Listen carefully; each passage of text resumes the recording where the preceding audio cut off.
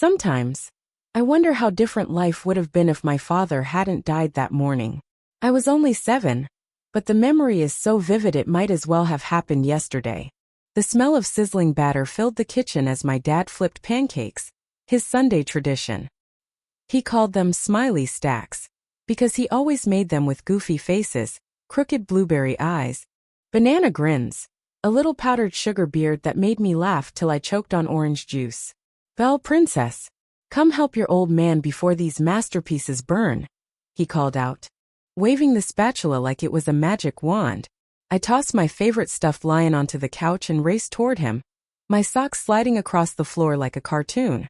But before I could reach him, the spatula clattered to the tile. My dad froze. One hand went to his chest. His face twisted in a way that didn't make sense. "Daddy!" He crumpled like a marionette with its strings cut. My mom screamed. After that it was chaos, sirens, flashing lights, strangers in uniforms moving too fast, too serious. I remember a nurse with kind eyes kneeling to my level and handing me a juice box while my mom sobbed into her hands. My dad never came home. Our house changed after that. It wasn't just the silence or the way sunlight fell colder through the windows. It was the weight. Everything felt heavier, like grief had a physical form and we were dragging it behind us. But my mom Elaine didn't stay broken for long. Within 6 months, she joined a support group for widowed parents. That's where she met Colin Ward. He was warm and attentive, the kind of man who looked you in the eyes when you spoke. He had a gentle southern accent and worked as a contractor, built decks, porches, and lives from scratch, he joked. He had this way of making people feel like they mattered. First, I liked him. When he moved into our house less than a year after my dad died, I tried to pretend it was okay. I even practiced calling him Colin instead of Mr. Ward to seem mature. I figured that's what good daughters do, accept the changes, adjust, move on. But it was hard watching another man sit at my dad's place at the breakfast table. Harder still when my mom started humming again. Different tunes, lighter, as if nothing had ever broken. The real shift came 2 years later, when I was 9 and my mom sat me down on the sofa, her eyes sparkling like they hadn't in a long time. "You're going to be a big sister, Belle," she said. Her voice soft like it was a gift. I remember nodding, smiling even, but inside I felt something cold unfurl in my stomach. It wasn't jealousy. Not exactly. It was fear. I was already slipping into the background, and now there'd be someone new to disappear behind. When Zachary was born, my mom changed completely. She quit her job as a high school biology teacher. Said Zach needed her full time. "These early years are everything for development," she told anyone who asked. But no one asked what had been important for my development, or if I remembered how often I sat alone in front of the TV with cold cereal while mom nursed or napped with Zach. She started forgetting things, lunches, permission slips, even my birthdays. "Oh, Belle, I'm so sorry. I was just so caught up with Zach's appointment today." She said it every time like it was the first. Like my hunger, my tears, my life were incidental. It became normal. She'd tuck Zach in with lullabies and custom-blended lavender lotion, while I brushed my own hair and did my own homework, usually with Colin nearby, quietly watching. One evening, as I struggled through long division at the kitchen table, Colin sat beside me, resting his calloused hands on the edge of my workbook. "You know, Belle," he said softly, "sometimes people love so hard in one direction they forget to look around and see who else needs them." I didn't answer, but I think that was the moment I realized I wasn't crazy. Someone saw me. It wasn't my mother. Zachary was born in early spring. He had soft golden curls, dimples that formed even when he wasn't smiling, and lungs like a siren. Everyone said he was perfect, and my mother agreed. She hovered over him like a hawk, monitoring every nap, every burp, every gurgle like it was a sign from the universe. Her life revolved around his. It didn't happen all at once, but slowly, like the dimming of a room as the sun sets. One day I realized I was standing in the dark. Mom no longer asked about my school day. If I brought home a drawing or a test with an A on it, she'd nod distractedly and set it aside, promising to look at it later. Later never came. Instead it was, "Zach had his first tooth today. Zach rolled over. Zach made a noise that sounded like Mama." Isn't that incredible? Even my smallest moments disappeared beneath the tidal wave of his milestones. It was Colin who kept me grounded. He'd sit with me during breakfast and ask real questions. What's something you learned this week that surprised you? Or, if you could visit anywhere in the world, where would you go? He listened, really listened, even if his eyes occasionally flicked toward Zach's wails in the background. He was a good man, maybe too good. Because every time he gently pushed Mom to include me more, she shut him down. I'm doing my best, Colin, she snapped one evening after he suggested I join them on Zach's playdates. You think this is easy? He's a baby. He needs me. And Belle doesn't, he replied softly. She's 10. That doesn't mean she's invisible. I heard all of it from the hallway. My hands clutched the edge of the banister, my throat tight. It felt wrong to eavesdrop, but I needed to know someone still remembered I existed. I'm not saying you're a bad mother, Colin continued. But you've got 2 kids, Sarah. Not one. There was silence, then the sound of a drawer slamming. Conversation over. After that, Colin stopped trying as much. I could see it. He still smiled at me. Still picked me up from school when Mom forgot. Still helped me with science projects. But something behind his eyes dimmed. Like he knew his voice would always be drowned out by my mother's excuses. Things got worse when Zach started preschool. He hated it. Screamed every morning like he was being abandoned at sea. Mom pulled him out after 2 weeks. He's just not ready, she told everyone. He's sensitive. He's special. She started reading books about gifted children, convinced herself Zach had emotional intuition beyond his years. I wasn't sure what that meant, but I knew it translated into more restrictions, more routines, more obsession. Zach wasn't allowed to go outside without a sun hat. He couldn't eat gluten or sugar, or anything that might disrupt his brain chemistry. I once caught him eating jelly beans in the closet like a criminal. He looked at me, eyes wide, and whispered, "Don't tell Mom." At school, I became the quiet one. Teachers said I was independent, mature, self-sufficient. All words that sound like praise until you realize they're just polite ways to describe a child who's been raising herself. I stopped inviting people over. There was no point. My room was the only space that felt remotely mine. And even then, Mom would come in unannounced to borrow my laundry basket for Zach's things. Once during a parent-teacher conference, my math teacher praised me for being in the top 5% statewide. I watched my mom blink at her, confused, as if hearing about a stranger. "Oh, that's nice," she said. "But did I tell you Zach is learning to read early?" I wanted to vanish. Instead, I smiled and nodded while Colin sat beside me, his jaw clenched. But no moment encapsulated our dynamic more clearly than my 12th birthday. I came downstairs to a silent house. No balloons. No breakfast. No happy birthday song. I found a note on the fridge. Had to take Zach to his pediatrician. Be back by noon. Love, Mom. Colin remembered. He came home that night with a slice of cake from the grocery store and a single candle. We sat on the porch, watching fireflies, and I made a wish I would never admit out loud. I wished I could disappear from this house and be reborn somewhere else, somewhere I mattered. I didn't know then. But that wish would come true. Eventually. And it would cost me more than I ever expected. By the time Zachary was 6, our house felt like a dictatorship with my mother as its ruler, and Zach as the crown prince. Everything revolved around his moods, his fears, his quirks.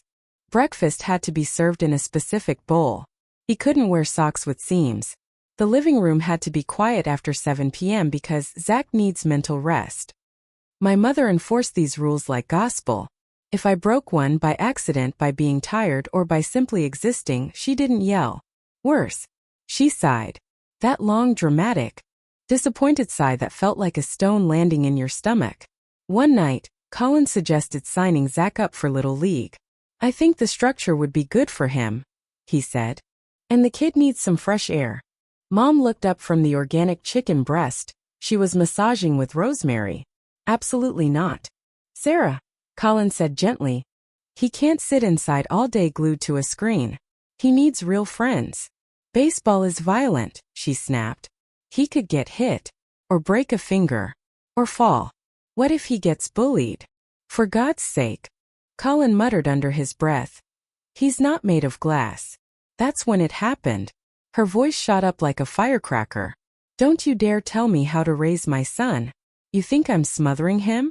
You think I'm a bad mother? No, Colin said calmly. I think you're a scared one. I stood frozen in the doorway with my textbook in hand.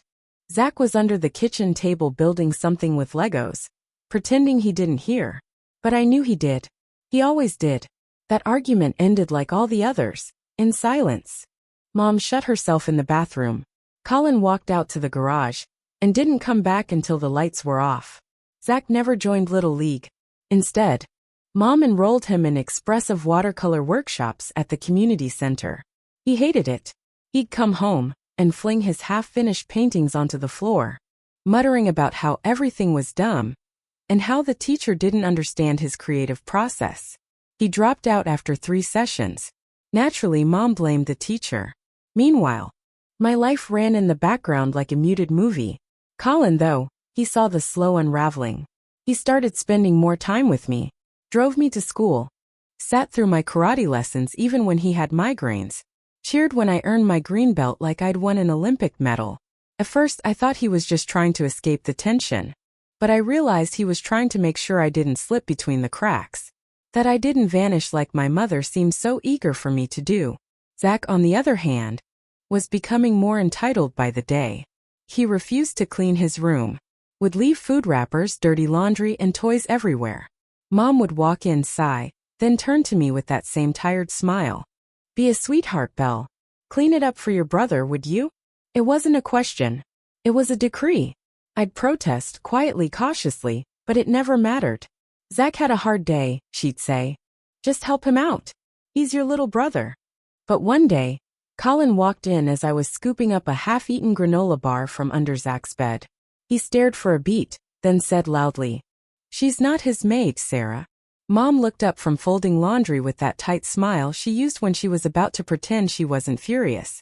"Excuse me. You heard me. He needs to clean up after himself. Belle's not his servant." And then came the moment that would change the atmosphere in our home forever. "I knew it," Mom said, her voice trembling. "You've always loved her more than your own son."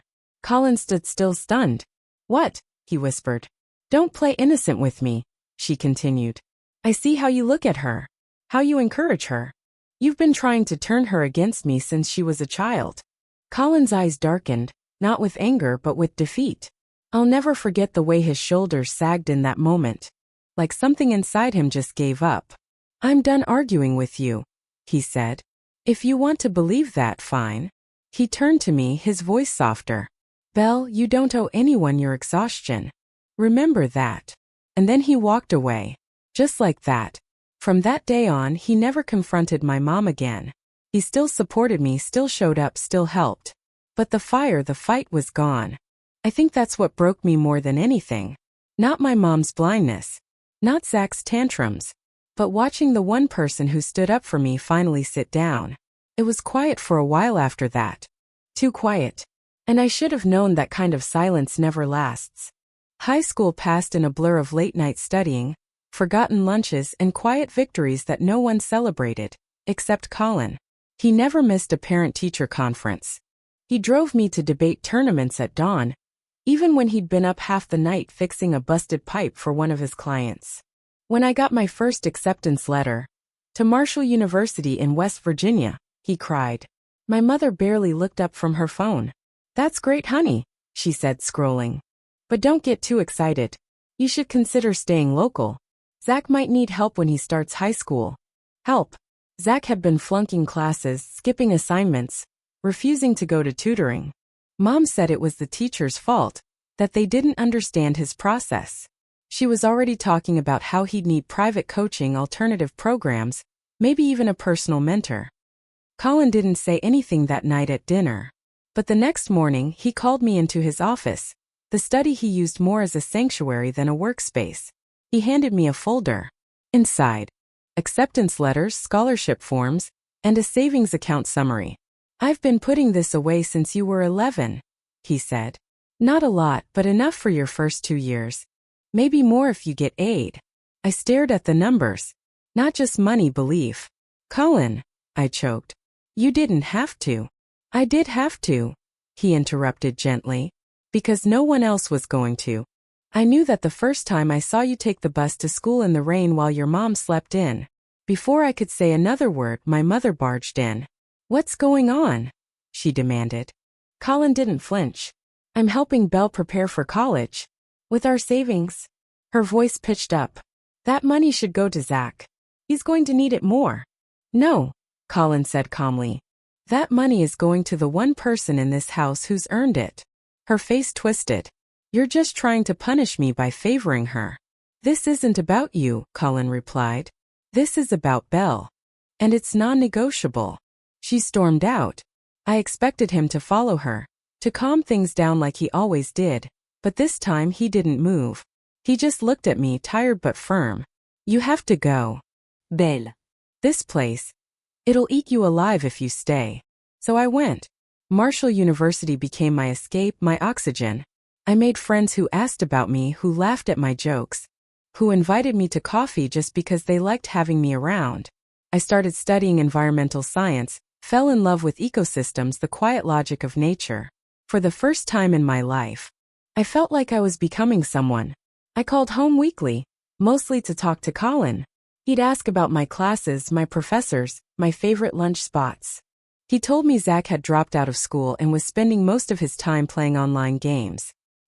He barely sleeps, Colin said once, voice tight. And your mother thinks I'm the villain for suggesting he get off the computer before sunrise. She's still defending him? She says I'm too harsh, that he's creative and sensitive. I sighed into the phone. And lazy. Colin didn't disagree. Zach was 16 and already slipping. My mother kept blaming the world. Teachers, friends, school counselors, even me. You're too perfect, she'd said during one awkward holiday call. It's hard for Zach to live up to that. I didn't know what to say to that. How do you respond to being told your existence is someone else's burden? My visits home grew less frequent. Each one left me feeling like a guest in a place I used to know. Zach wouldn't speak to me. Mom would flutter around him like a nurse with a fragile patient. And Colin, he was aging fast. Tired lines etched deeper into his face. His hands trembled sometimes when he held his coffee, but he always smiled when he saw me. You make this place feel lighter, he said once, even if it's just for a weekend. And I'd hug him, guilt pressing against my ribs like armor. By the time I was 23, I'd finished undergrad with honors and landed an entry-level consulting job at DOE. I rented a small studio in Richmond, lived on second-hand furniture and instant coffee, but it was mine. And I could hear Colin in the back of my mind every day. You don't owe anyone your exhaustion. The last time I saw him was the summer after I turned 25. He looked pale, thinner. He brushed it off. Just the heat, he said. A month later I got the call. Massive stroke. By the time I made it back to Asheville, he was gone. At the funeral, my mother cried like a woman performing for an audience. Zach showed up in a wrinkled hoodie, AirPods in, nodding to music while Colin was lowered into the ground. I stood there, hands clenched, rage bubbling beneath my grief. Because this man, this quiet, strong man who had raised me like I was his own flesh and blood, was gone. And my mother's tears? They weren't for Colin. They were for herself. After Colin's funeral, I stayed in Asheville for 3 more days. Not because I wanted to, but because I couldn't bring myself to leave him there, buried in silence next to a family that had never appreciated him. The house felt unfamiliar, like a memory I was trying to force myself to relive. Everything was the same, and yet not. Colin's tools still hung in the garage untouched. His slippers were by the back door, neatly lined up like he might walk in any second. But he wouldn't, and neither would the warmth he brought. My mother drifted through the house like a woman untethered. She cried often, but only when someone was watching. At the grocery store, on the phone with her church friends, in front of the mirror. She kept calling him the love of my life, but I remembered the way she used to treat him like he was in her way. Zach didn't shed a single tear. He stayed in his room most of the time, playing some violent video game with the volume turned up so high the walls trembled. At dinner, he grunted when spoken to and left his plate on the table when he was done. Don't mind him, Mom said with a forced smile. He's just grieving in his own way. Right. After 3 days, I packed my bags. kissed the top of Colin's favorite recliner, and drove back to Richmond with a migraine pulsing behind my eyes.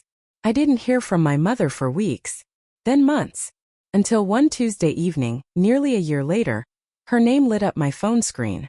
Mom calling. I stared at it, thumb hovering, stomach clenching. I let it ring twice before answering. Isabel, she said, her voice brittle. I need you to come home. Please. It wasn't a demand. It was desperation. Against my better judgment, I said yes. The moment I pulled up to the house, I knew something was wrong. The lawn, once trimmed with precision, had turned wild. Weeds choked the flower beds. Paint peeled from the shutters, and the porch railing wobbled when I stepped on it. Colin would have had a fit. Mom opened the door and I barely recognized her. Her hair, once always perfectly colored and styled, showed 2 inches of gray roots. Her face sagged in places that hadn't been sagging last year. She looked 20 years older. Come in, she said, leading me inside. The air was stale. Dust coated every surface. Dishes were piled high in the sink. Zach's hoodie was slung over the back of the couch like a flag claiming territory. What's going on? I asked, sinking into the same couch I'd once watched Saturday cartoons on. A spring dug into my thigh. Mom sat across from me, twisting her hands together. We're struggling. Financially, Colin's savings are almost gone. My pension barely covers the utilities. The property taxes are due next month. What about Zach? I asked carefully. Is he contributing? Her expression flickered, embarrassment, then immediate defensiveness. He's trying, she said. But it's hard out there. Employers don't understand him. One place expected him to start at 8 in the morning. Can you believe that? And another wanted him to do manual labor. She said it like it was an insult. Like hard work was beneath him. He's 21, Mom, I said. He's never had a job. He doesn't have a degree. He plays video games all day. He has to start somewhere. You don't understand him, she snapped. No, I didn't. And I didn't want to. She softened a little. We need help, Isabel. I hate asking, but you're doing well. And we're not asking for a lot. Just enough to get us through. I wanted to laugh. Or cry. Or both. But I found myself nodding. How much? I asked. $1,500 a month, she said quickly, like she'd rehearsed it. My heart stopped. That was a car payment. A full rent check. 1/3 of my salary. But the guilt was louder than reason. So I said, okay. That night I set up the transfer. $1,500 every month into the account she gave me. Each time I saw the deduction in my bank app, something twisted in my gut. I told myself I was doing the right thing. I was being good, being kind, being Colin's daughter. I even started visiting more, despite how every visit felt like a punishment. Zach was always there, lounging on the couch, beer in hand, controller in the other. Tasha, his new girlfriend, had moved in. She had bleached hair, impossibly long nails, and an attitude like she owned the place. I once caught her eating cookies I had bought for Mom. You're welcome, I muttered. She didn't even look up. One day I confronted my mother. Why is she living here? Mom smiled. Isn't it nice? Zach's settling down. He's happy. She's been a good influence. He hasn't gone drinking in weeks. As now they drink at home, I wanted to say. But I didn't. I just nodded and left early that night. Dinner untouched on my plate. On the drive home, I gripped the wheel so tightly my knuckles went white. It was happening again. History repeating. Colin was gone. And my mother had returned to the person she was before him. Blind, controlling, and obsessed with Zach. But I wasn't the same girl who once wished she could disappear. I was older now, and something inside me had started to burn. It was a Saturday afternoon, just a few weeks after I'd refilled my mother's pantry with groceries she wouldn't thank me for. I arrived carrying 2 paper bags filled with fresh produce and comfort snacks, trying foolishly to bring warmth to a place that had long since gone cold. The moment I stepped into the living room, I froze. There was a stranger sprawled on the couch, barefoot, legs up, sipping something bright red from a plastic tumbler with a glittery straw. Chip bags surrounded her like wrappers around a candy bar. Fake lashes. Fake tan. Fake nails. Real attitude. She didn't even glance up. Who are you? I asked, setting the groceries down slowly. She looked up with a lazy smirk. I'm Tasha. Zach's fiancée. I live here. My mouth opened. Closed. Since when? She shrugged. A few weeks ago. Your mom said it was fine. Don't get all territorial, this ain't your house. Before I could reply, Zach strolled in shirtless, holding a can of beer at noon like it was water. He kissed her on the forehead and tossed a glance at me. Hey, you brought snacks. I brought groceries. For Mom, I snapped. She eats our food too, Tasha said, already pulling out the pack of imported cookies I'd bought specifically because Mom used to love them. I stared at the crumbs already collecting in her acrylics. Rage bubbled beneath my ribs.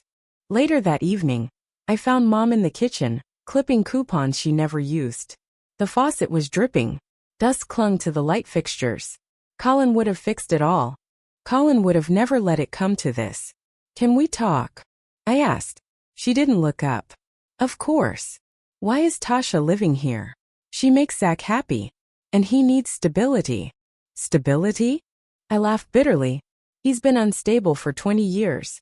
And now you've invited someone even worse into this mess. Her jaw clenched. Why are you really here, Isabel? She asked sharply. To judge? To remind us of how successful you are. No, I said, voice steady. I'm here because I've been paying your bills. And I think I deserve honesty. Something in her stiffened. Did you make a will? I asked. She went very still. Then, like a switch flipped, she began rearranging the pile of coupons with shaky hands. Mom! Her eyes flicked up. Yes, she said finally. I made a will. Everything goes to Zach. I blinked. Everything. Yes. Her tone was flat now. The house. What's left of the savings? The car. The furniture. I've already filed it. I sat down hard like my knees had forgotten how to work. But I've been sending you money. I've been helping. She didn't flinch. Didn't apologize. Didn't explain. I'm your daughter, I said, the words tasting like ash. You never understood Zach, she replied coldly. You don't love him. Not really. Love him. I repeated. I cleaned up after him. I paid for his food. I've given up vacations and savings and sleep. And for what? She stood suddenly fierce and cold. You want the truth, Isabel? She hissed. I never loved you the way I love Zach. He's better than you in every way that matters. My breath caught. And I don't want to see you here again. She turned her back. It was that simple. Picked up my keys. Walked past Zach and Tasha giggling on the couch. Walked out the front door of the house where I had grown up, where I had learned to shrink myself, where I had been forgotten for decades, and for the first time in my life I didn't look back. Tasha's laughter followed me down the hall like a war drum. That night I stared at my phone. My banking app was open.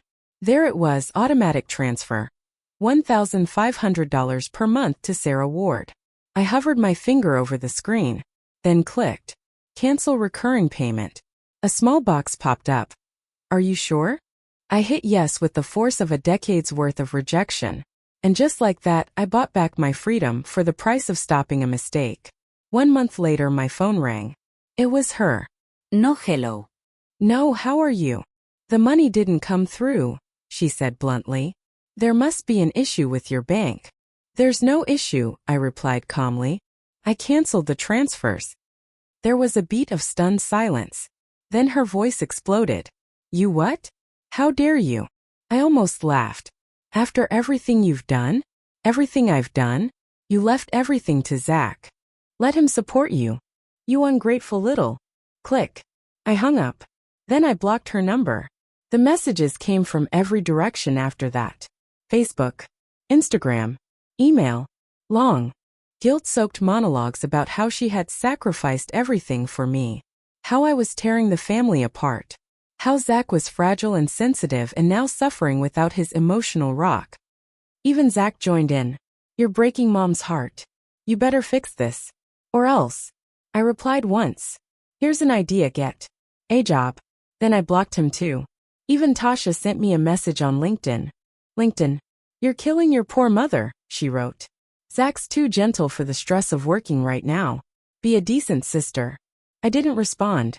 Because I was done being the decent one. I was done being the daughter who gave and gave only to be erased. I had just started being me. And I wasn't turning back. It's strange how silence, real silence, feels like an exhale you didn't know you'd been holding. After I blocked them all, the house felt quieter. My mind did too. No more midnight texts accusing me of betrayal. No more reminders that Zach was stressed. Or that my mother was struggling to keep the lights on. No more subtle threats wrapped in emotional blackmail. Just space. Stillness. My life.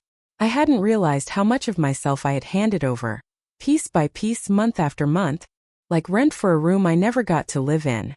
For years, I believed that being needed was the same as being loved. Now I knew better. And I had 1,500 reasons every month to remind me why. I started a new savings account. Labeled it Freedom. Not house fund or emergency use or down payment. Just freedom.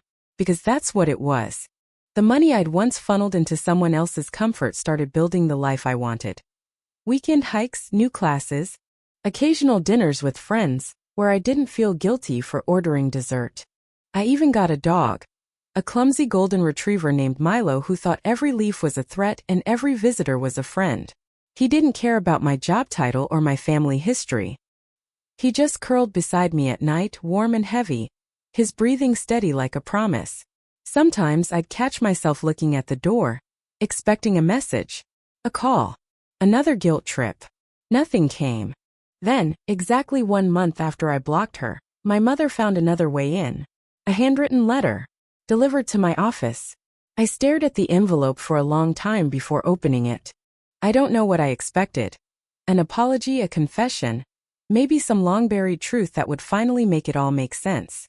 Instead, it was a plea, written in her familiar cursive, shaky now, like her hands couldn't pretend strength anymore. Isabel, I know you're angry. I know you feel betrayed. But I'm your mother. And that still means something, doesn't it? Zach is trying. He really is. And Tasha, she's complicated, but she keeps him stable. We're struggling. I've sold everything of Colin's I could. The truck, the tools, even his coin collection.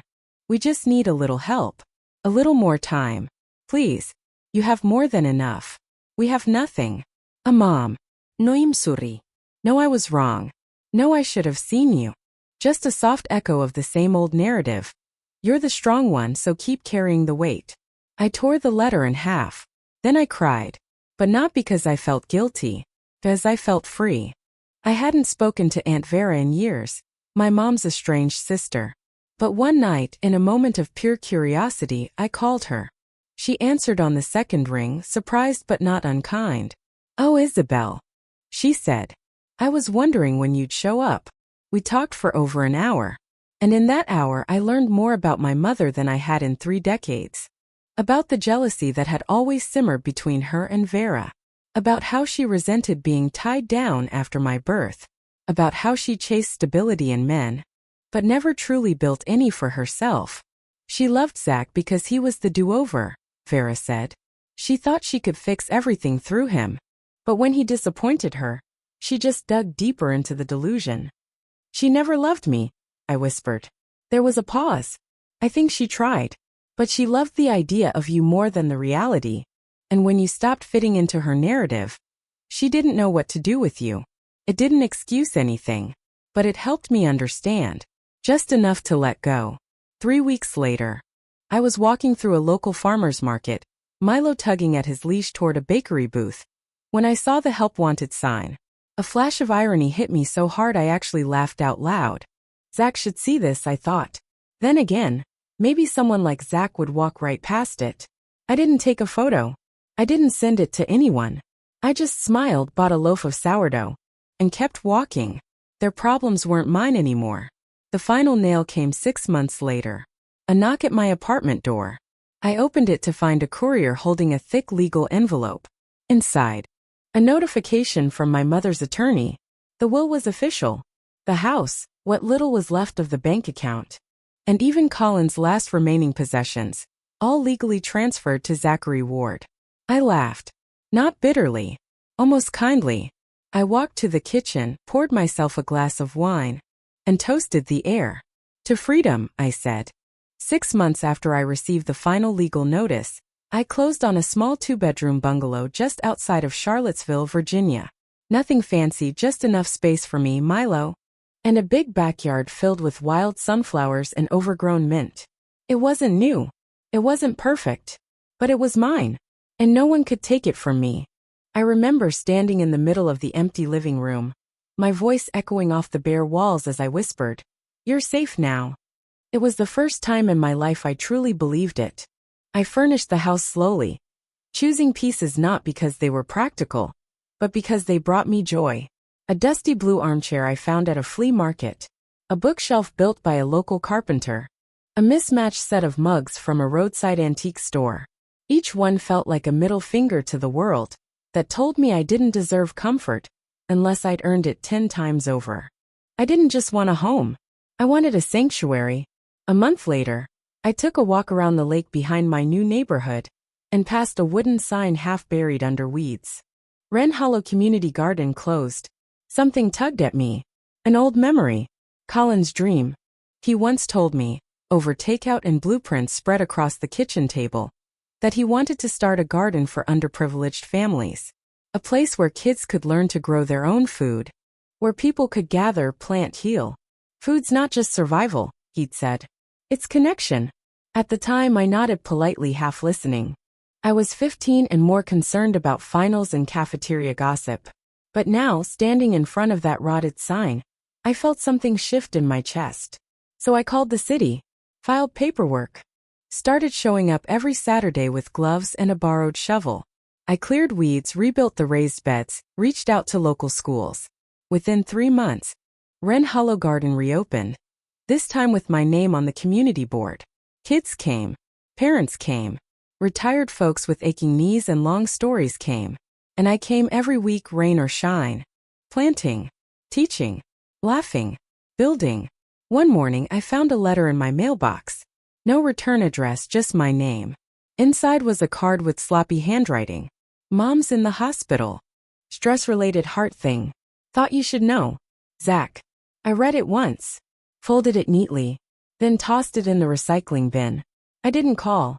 I didn't visit. I didn't feel guilty. Because I finally understood. They had made their choices, and now I was making mine. The $1,500 I used to send every month? It funded my first grant for the garden. It paid for after-school snacks, tools, a shaded bench area for the elders, and even a small greenhouse.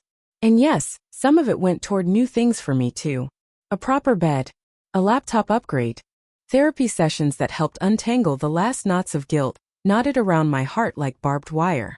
Each session taught me to name what happened to me: neglect, manipulation, emotional abandonment. And each time I said those words out loud, their weight lessened. Not erased, but understood. And that was enough. Sometimes I still think about Colin. I imagine him walking through the garden paths in his flannel jacket, pointing out crooked tomato cages and offering to fix them. I imagine him clapping the loudest when one of our kids picks their first cucumber. I imagine him whispering to me again, "You don't owe anyone your exhaustion." He'd be proud of me. Not because I succeeded, but because I stopped sacrificing myself to earn love that was never real. A few weeks ago, I walked past a construction site. There was a "now hiring, no experience needed" sign hanging on the chain link fence. For a split second, I thought about texting it to Zach. But I didn't. Because I'm not his savior. Not anymore. I'm writing this now from my front porch, a mug of tea in hand, Milo snoring at my feet. The sun is low in the sky, casting gold across the lawn. Kids from the neighborhood are running through sprinklers in the next yard over, squealing with that innocent joy I used to chase like a ghost. And for the first time in my life, I don't feel like the forgotten one. I feel like the one who got out, the one who chose peace, the one who built something new. And that, I've learned, is the sweetest revenge of all.